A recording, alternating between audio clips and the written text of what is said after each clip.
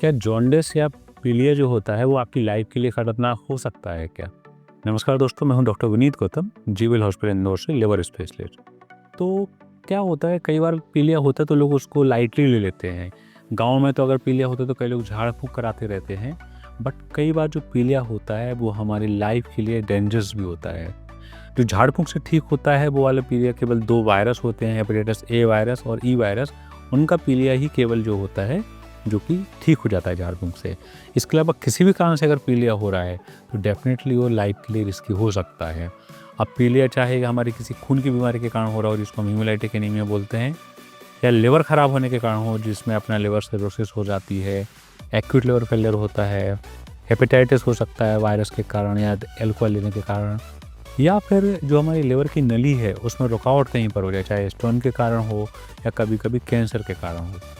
इन किसी भी कारण से अगर पीलिया हो रहा है तो ये लाइफ के लिए डेंजरस होता है। तो पीलिया को हमें लाइटली नहीं लेना है। अगर आपको पीलिया तेज़ी से बढ़ रहा है या लगातार बहुत दिन से बना हुआ है, झाड़ फूँक से भी नहीं ठीक हो रहा है, तो प्रॉपर लिवर स्पेशलिस्ट को दिखाइए। कभी-कभी हेपेटाइटिस बी वायरस और सी वायरस से सिरोसिस हो जाती है और उससे हमारा पीलिया बना रहता है। अगर आप प्रॉपर लिवर स्पेशलिस्ट को दिखाएँगे तो उसका ट्रीटमेंट करके ठीक किया जा सकता है। अगर आपका पीलिया बढ़ता ही जा रहा है और कोई दर्द वगैरह नहीं है, तो वो एक कैंसर की निशानी हो सकती है, जिसमें अपना पैंक्रियाज का कैंसर, बाइल डक्ट जो लिवर की नली होती है उसका कैंसर, या फिर लिवर का कैंसर उसका कारण हो सकता है, या कोलेंजियोकार्सिनोमा हो सकता है।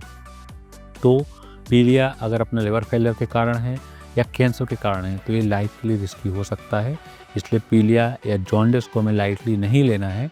जब भी पीलिया हो, झाड़ फूँक के चक्कर में नहीं पड़ना है, प्रॉपर लिवर स्पेशलिस्ट को दिखाना है। नमस्कार।